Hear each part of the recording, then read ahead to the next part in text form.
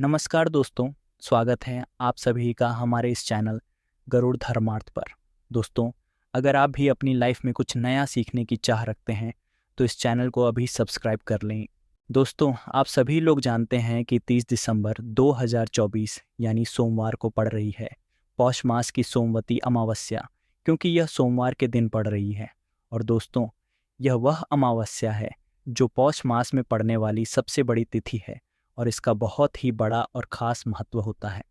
पूज्य गुरु जी ने कहा है कि यदि कभी भी मौका लग जाए और पौष महीने की अमावस्या सोमवार को पड़ जाए तो आप लोगों को 5 गेहूं के दाने का उपाय तो जरूर करना चाहिए। इन दोनों का संयोग बहुत ही कम आता है। इसी के साथ में गुरु जी ने अपनी शिव पुराण कथा में बताया है कि इस दिन आपको 5 गेहुआ के दाने का उपाय तो आपको ज़रूर ही करना चाहिए, क्योंकि ऐसा दिन पूरे साल में सिर्फ एक ही बार आता है। और दोस्तों, आप सभी लोग जानते हो कि सोमवार का यदि सबसे बड़ा कोई उपाय है तो वह 5 गेहूं के दाने वाला उपाय है। तो दोस्तों, इस सोमवार अमावस्या के दिन आप लोगों को इस 5 गेहूं के दाने वाला उपाय को ज़रूर करना है। बहुत सारे लोग, जिन लोगों ने इस उपाय को ना किया हो, मतलब पूरा साल निकल गया, उन्होंने किसी भी दिन इस 5 गेहूं के दाने वाला उपाय को ना किया हो, पर दोस्तों, आपके पास एक आखिरी मौका बचा हुआ है जो कि 30 दिसंबर के दिन आए। तो इस दिन आप लोगों को इस वाले उपाय को ज़रूर कर लेना है। भले ही आपने पूरे महीने भर इस उपाय को ना किया हो, पर यदि आपने इस पौष महीने के सोमवार अमावस्या के दिन यदि इस वाले उपाय को कर लिया तो आपको इस उपाय को करने का वह फल मिलेगा जिसकी आपने कभी भी नहीं करी होगी।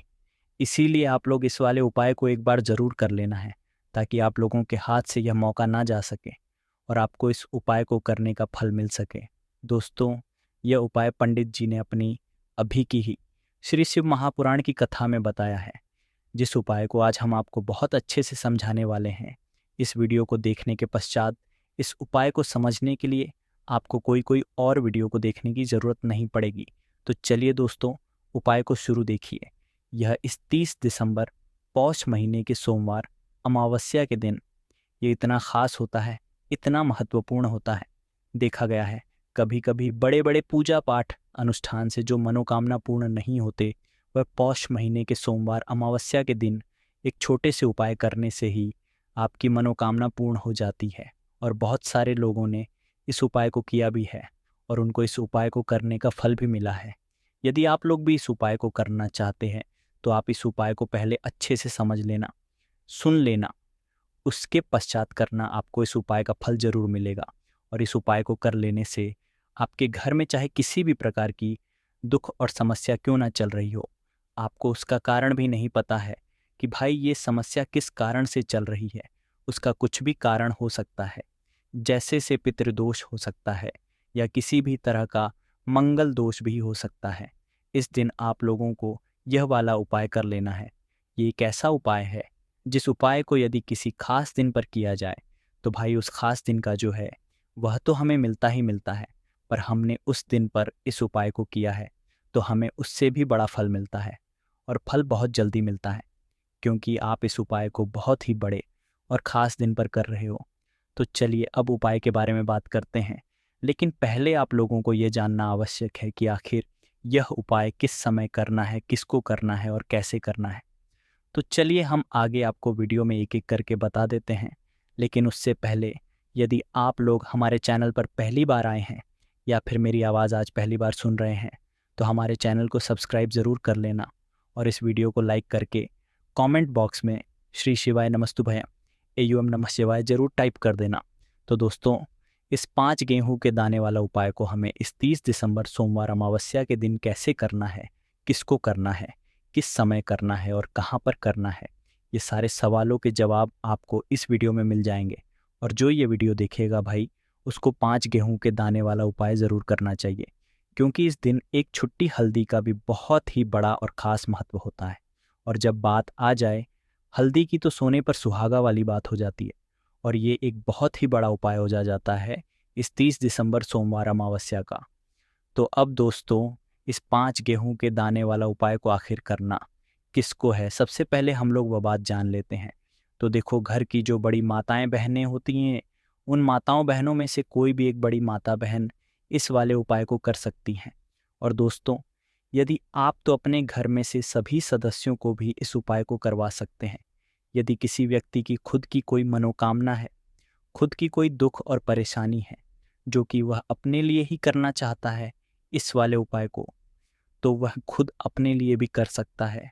बाकी यदि कोई घर में से ऐसा है जो कि अपने पूरे घर परिवार की सुख और शांति के लिए ये वाला उपाय करना चाहता है, तो भाई वह भी कर सकता है। उसमें भी कोई दिक्कत वाली बात नहीं है। कहने का ये है कि इस उपाय को हर एक सदस्य भी कर सकता है और पूरे घर परिवार के सदस्य के लिए घर की बड़ी माताओं बहनों में से कोई एक माता बहन भी कर सकती है। माताएं बहनें यदि घर में उपस्थित ना हो या वह यह वाला उपाय ना कर पा रही हो, तो फिर घर का कोई बड़ा सदस्य भी इस 5 गेहूं के दाने वाला उपाय को कर सकता है, चाहे फिर वह पुरुष ही क्यों ना हो। उसमें कोई भी दिक्कत वाली बात नहीं है। अब दोस्तों, जो अगला प्रश्न आता है वह ये आता है इस उपाय को लेकर कि आखिर इस उपाय को हमें किस समय करना है, सुबह के समय करना है कि शाम के समय करना है। तो देखो, इस वाले उपाय को आप लोग सुबह के समय भी कर सकते हो और शाम के समय प्रदोष काल में भी कर सकते हो। अब यदि आप पूछो कि भाई सबसे उत्तम समय कौन सा रहेगा इस 5 गेहूं के दाने वाला उपाय को करने का, तो हम आपसे बस यही कहेंगे कि इस उपाय को आप सुबह के समय करेंगे तो ज़्यादा बेहतर होगा। बाकी यदि प्रदोष शाम के समय भी करेंगे तो भी अच्छा होगा, उसमें कोई भी दिक्कत वाली बात नहीं है। तो अब दोस्तों, जो अगली सबसे बड़ी और महत्वपूर्ण बात आती है वह यह आती है कि सुबह यदि हम उपाय को करेंगे तो हमें कितने बजे से लेकर कितने बजे तक के बीच में करना है, और शाम के समय प्रदोष काल में करेंगे तो हमें कितने बजे से लेकर कितने बजे के बीच में करना है। तो देखो, सुबह जितनी जल्दी हो सके आप उपाय करने की कोशिश करना। बाकी यदि किसी कारणवश लेट भी हो जाओ, थोड़ी देर भी हो जाए, तो 10 या 11 बजे तक भी आप उपाय कर लेना, पर 12 बजे से ज़्यादा देरी ना हो। ठीक है, इस बात का ध्यान रखना। उसके पश्चात में दोस्तों, यदि शाम के समय प्रदोष काल की बात करें, प्रदोष काल का जो समय होता है वो शाम के 6 बजे से शुरू हो जाता है। मतलब शाम के 6 बजे से लेकर 7 बजे के बीच का जो समय होता है, ये समय प्रदोष काल का समय होता है। तो आप इसको 7 या 8 बजे के बीच में भी कर सकते हो। मतलब शाम के 6 बजे से रात 8 बजे के बीच में आप कभी भी इस वाले उपाय को कर सकते हो, उसमें कोई भी दिक्कत वाली बात नहीं है। तो पौष का महीना ही है जो आपको धन, दौलत, पुण्य दोनों ही देने वाला है। पौष के महीने में तुलसी का पूजन करके, श्री हरि विष्णु से जुड़े हुए कुछ उपाय करके आप अपने जीवन की निर्धनता, धन से जुड़ी समस्याएं, कर्जे से समस्याओं को सदैव के लिए दूर कर सकते हैं। तो यह वही महीना है जिस माह में भगवान विष्णु योग निद्रा से जागते हैं। भगवान विष्णु को तुलसी अति प्रिय है, इसलिए उनकी पूजा में भी खास रूप से हम तुलसी का उपयोग करते हैं। और बिना तुलसी दल के बिना तुलसी मैया के श्री हरि विष्णु की पूजा और उनका भोग दोनों ही अधूरे होते हैं। इसीलिए पौष के महीने में ऐसा उपाय आपको बताने वाले हैं जिसे करने से हरि विष्णु की असीम कृपा आपको मिलेगी और माँ तुलसी से ऐसा आशीर्वाद मिलेगा। जीवन का हर दुख, हर कष्ट, गरीबी, निर्धनता, कर्जे से जुड़ी समस्याएं सब कुछ ही आपके जीवन से दूर हो जाएगा और सुख, समृद्धि, धन, वैभव, ऐश्वर्य सब कुछ आपको अपने जीवन में आसानी से मिलने लगेगा। तो चलिए बात कर लेते हैं कि कौन सा उपाय है, तुलसी के पौधे में कौन सी चीज़ें आपको रखनी है और इस उपाय को किस समय करना है। सबसे पहले तो आपको बता दें कि यदि आपके घर में तुलसी का पौधा नहीं है तो पौष के महीने में एक तुलसी का पौधा अपने घर में लाकर जरूर लगाएं।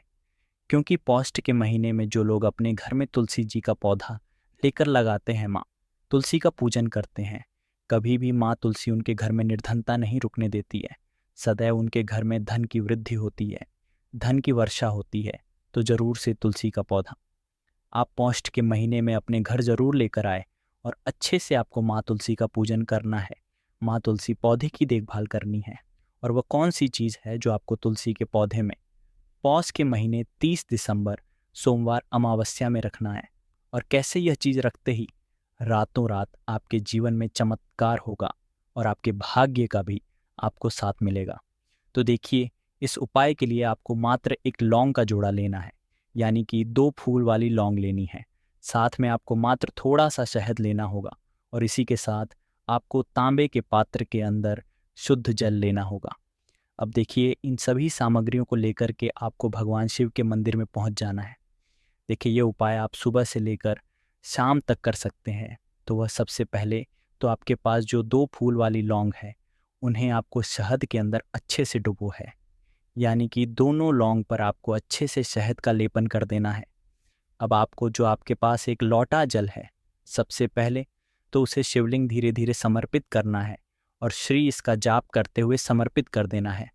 अब आपके पास जो 2 फूल वाली लौंग है, शहद से उसे आपको शिवलिंग पर अर्पित करना है और आपको प्रार्थना करनी है कि जीवन में जो रोग की स्थिति है वह समाप्त हो, जीवन के जो संकट और समस्याएं हैं वह सभी समाप्त हो, जीवन से जो कर्ज की समस्या है वह समाप्त हो। इस प्रकार से प्रार्थना करते हुए यह जो 2 फूल वाली लौंग ही शहद संयुक्त, इससे आपको शिवलिंग पर अर्पित कर देनी है। आपकी जो भी समस्या होगी इस सोमवार के दिन जरूर ही समाप्त हो जाएगी। तो इस प्रकार से आपको पहला उपाय करना है। अब हम बात कर लेते हैं दूसरे उपाय के बारे में। देखिए, यह उपाय आपके लिए सर्वश्रेष्ठ होने वाला है।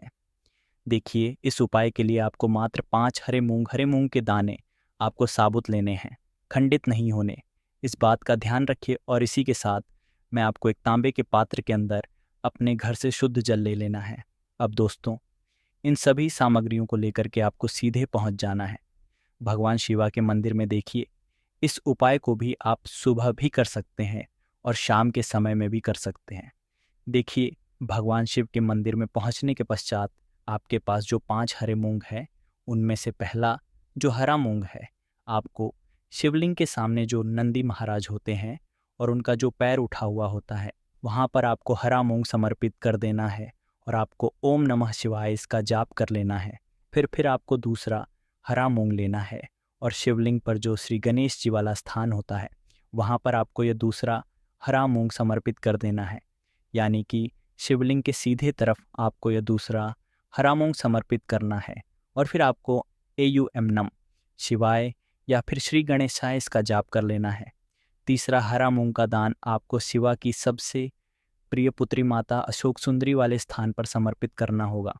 शिवा की जो जलाधारी होती है, जहाँ से जल बह करके आता है, उसी जलाधारी के बीच में जो कहीं कहीं उठी हुई लाइन होती है सांप की आकृति के रूप में, वहीं पर आपको तीसरा हरा मूंग समर्पित करना है और फिर आपको इसका जाप कर लेना है।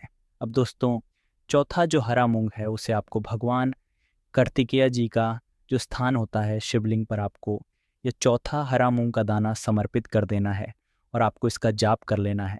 अब दोस्तों, आपके पास जो 5वां और अंतिम हरा मूंग बचा हुआ है, उससे आपको उसे जल के पात्र के अंदर डाल देना है और इस हरे मूंग से युक्त जल से आपको भगवान शिव के शिवलिंग का अभिषेक कर देना है।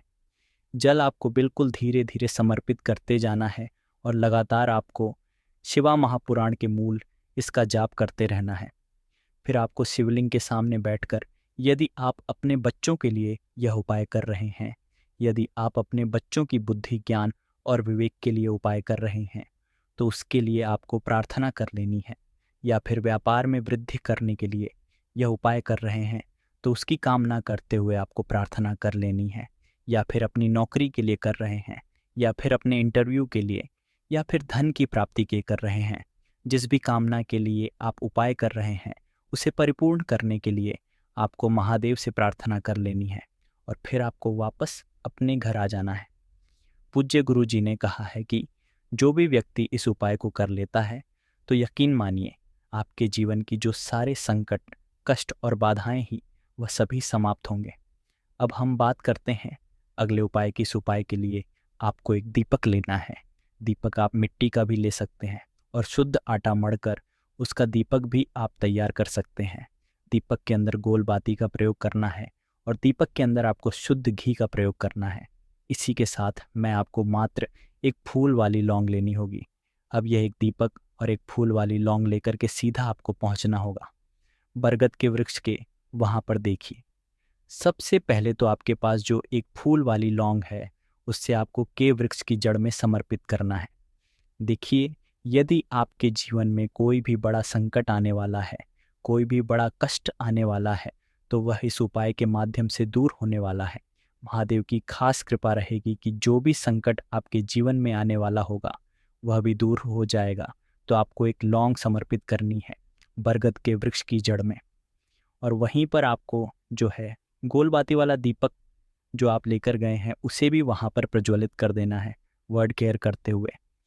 देखिए, जब भी आपको जीवन में इस साल लगने लगे कि आपके जीवन में कुछ भी अच्छा नहीं चल रहा है, तब भी आपको एक उपाय करना है। तो इस प्रकार से आपको यह उपाय करना है। अब हम जान लेते हैं चौथे खास उपाय के बारे में। देखें, यदि आपके विवाह में, शादी में कोई भी समस्या आ रही है, यदि आपका जो कर्ज है वह दिन पर दिन बढ़ते ही जा रहा है, तो आपको ये चमत्कारी उपाय करना। कोई भी समस्या यदि जीवन में है तो उसे दूर करने के लिए आपको ये उपाय करना चाहिए।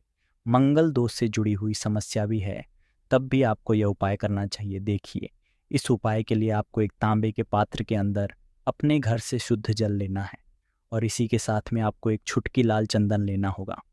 अब आपको क्या करना है कि जो लाल चंदन आपने लिया है उसे आपको उससे जल के पात्र के अंदर डाल देना है, और ये जल्द जो है आपको लाल चंदन से युक्त तैयार कर लेना है। और यह लाल चंदन से युक्त जल आपको भगवान शिव के मंदिर में लेकर के पहुंचना है। लेकिन यह उपाय भी आप सुबह से लेकर के शाम तक कर सकते हैं। अब दोस्तों, ये जो लाल चंदन से युक्त जल है, इससे आपको भगवान शिव के शिवलिंग पर धीरे धीरे अर्पित कर देना है, और आपको लगातार श्री इसका जाप करते रहना है। देखिए, आपके जीवन में विवाह से युद्ध समस्या चल रही है, तो आपको मंगलेश्वर महादेव का स्मरण करना है। और जीवन में अधिक कर्ज की समस्या है तो आपको आर्यन मुक्तेश्वर महादेव का स्मरण करना है। देखना, एक दिन आपकी सब तरह की समस्या जल्दी ही समाप्त हो जाएगी। तो इस प्रकार से आपको ये चौथा उपाय करना है। अब हम जान लेते हैं अंतिम और पांचवें उपाय के बारे में। देखिए, सोमवार का दिन है और हनुमान जी भगवान शिवा के रुद्र अवतार हैं, तो ये और भी खास हो जाता है। तो ये जो उपाय है खासकर आपको हनुमान जी के वहाँ पर ही करना होगा। देखिए, जब भी आपको ऐसा लगने लगे कि आपके जीवन में जो कर्ज है वह समाप्त ही नहीं हो पा रहा है, दिन प्रतिदिन ही जा रहा है, कष्ट जो है वह दिन प्रतिदिन बढ़ाते ही जा रहे हैं, कष्ट जो है वह समाप्त ही नहीं हो पा रही है, यानी कि जीवन में जब भी कोई विपदा आती है, संकट आता है, तो हमें संकट मोचन हनुमान जी के मंदिर में जाना चाहिए। लेकिन यह उपाय बहुत ही खास है। इस उपाय के लिए आपको एक चौमुख दीपक तैयार करना होगा। आपको एक दीपक लेना है, दीपक के अंदर 4 बातियां, एक बाती के लिए आपको मोली वाला धागा आता है, कलावा का, उसकी भी बना सकते हैं, या फिर आप सफ़ेद रुई की जो बत्तियां हैं उन्हें भी बना सकते हैं। अब आपको लेना है एक कटोरी सरसों का तेल, और अब इस दीपक के अंदर या तो आपको चमेली का तेल डालना है, या फिर जो आपने एक कटोरी सरसों का तेल है उसमें आपको सरसों का तेल डालना है, और इसी के साथ में आपको मात्र एक फूल वाली लौंग भी लेनी है। देखिए, अब जो ये दीपक है और लौंग है, इन दोनों का आपको हनुमान जी के मंदिर में लेकर के पहुंचना है। अब सबसे पहले तो यह जो चौमुखी दीपक है इसे आपको हनुमान जी के सामने प्रज्वलित करना है। दीपक को प्रज्वलित करने के पश्चात आपको वहीं पर एक बार हनुमान चालीसा का पाठ करना है, या फिर आप आरण मंगल स्तोत्र का पाठ भी कर सकते हैं। अब आपके पास जो एक फूल वाली लोग हैं उनसे आपको अपने सीधे हाथ में रखना है। आपको प्रार्थना करनी है हनुमान जी से कि जीवन की जो भी संकट है, विपदा है, वह सभी आपकी कृपा से दूर हो। और यह जो एक लौंग है इससे भी आपको उससे चौमुखी दीपक के अंदर डाल देनी है और अपनी मनोकामना बोल देना है। गुरुजी कहते हैं कि कुछ दिनों में ही आपकी सब मनोकामना पूरी हो जाएगी। तो इस प्रकार से यह सा और सरल सा उपाय करना है। देखो, आज की वीडियो में हमने आपको जितने भी उपाय बताए हैं सभी उपाय बहुत ही सरल हैं। जो आपको करने हैं, देखना आपके जीवन के सारे संकट और कष्ट दूर होंगे। और गुरुजी ने कहा है कि सोमवार के दिन आपको चौमुख दीपक वाले उपाय को आपको ज़रूर ही करना चाहिए। इससे आपके जीवन से चारों तरफ से आने वाले संकट दूर हो जाएंगे। तो दोस्तों, आज के इस वीडियो में हमने आपको 5 महा उपाय बताए हैं। आशा है कि आज की इस प्रस्तुति में बताई गई जानकारी आपको अच्छे से समझ आ गई होगी। वीडियो अच्छा लगा हो तो एक लाइक ज़रूर कर दें। धन्यवाद वीडियो के अंत तक बने रहने के लिए।